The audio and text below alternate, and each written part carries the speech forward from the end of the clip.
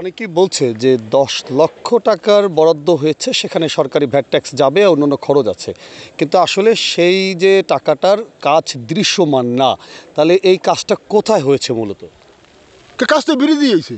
কোথায়? ব্রিজের কোন জায়গায়? ব্রিজে আপনি এই দেখেন, এই এই এই এই এক পেয়ার, ওই একটা পেয়ার, এবং এবং এই মধ্যে এই লোয়া দেওয়া আছে, মানে লং বিম দেওয়া আছে, এরপরে পোস্ট কোফা আছে এই রেলের, এক একটা এই রেলের 37 ফুট করে দেওয়া লাগছে। হয়তো এসও সাহেব নিজে মাপিয়া বুঝ করে দিস তারে।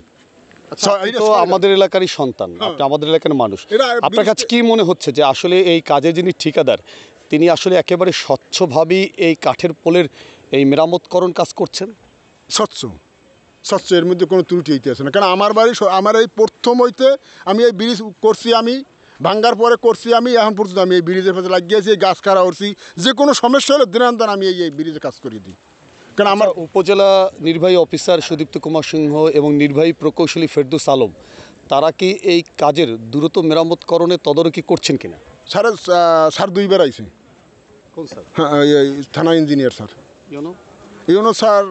ইউনো স্যার আইসে কি আইসে না, এটা আমার চোখে পড়ে না। ইঞ্জিনিয়ার স্যার 2বার আইসে, থানা ইঞ্জিনিয়ার স্যার। হ্যাঁ, তাই সে আমি যখন এইটা চাই নাই, তখন হইলে তার দেখাই স্যার এই 2 পেয়ার আর ওই 1 পেয়ার 3 পেয়ারের কাজ হয়েছে, আলহামদুলিল্লাহ। আচ্ছা, আরেকটা বিষয় আমরা জানতে চাই। আমরা জানি যে মেরামতকরণের জন্য আপনার একটা নির্ধারিত সময় রয়েছে, কেন সেই নির্ধারিত সময়ের আগে এই মেরামতকরণ কাজ শেষ হলো না? আসলে এটা করা মানে করুন রিপেয়ারিং, এটা ধরেন একটা পেয়ার খুলতে দিই, আরেকটা পেয়ার মানে সমস্যা হয়ে যায় মাল, এর জন্য রিপেয়ারিং কাজে নির্দিষ্ট টাইমে আমি দিতে পারিনি, আমি দিই নাই। কারণ আমি কই যে আমি এই সময়ের মধ্যে যে করবো আমি পারবো না। সামাজিক যোগাযোগ মাধ্যমে অনেকেই লিখছেন যে আসলে এই কাঠের পোলটি মেরামতে 10 লক্ষ টাকা বরাদ্দ হয়েছে, সেখানে সরকারি ভ্যাট ট্যাক্স এবং ঠিকাদারের একটা লভ্য অংশ থাকে, তারপরে বাকি টাকার কাজ করতে হয়। তাহলে এই কাঠের পোলে আপনারা কেন পুরাতন কাঠ ব্যবহার করছেন? পুরাতন কাঠ তো ব্যবহার করি নাই আমি। এই হইলে মানে আবার 26 তারিখ পরীক্ষা, আমি 27 তারিখে অফ করে দিয়ে আমি এইটা আবার সাইনি আবার কমপ্লিট। আমি তোমার এইতে আমার হইলো 50 দিছি, আমার 174 ফুট ব্রিজ, আমার হইলে 124 ফুট বাকি আছে এখনও।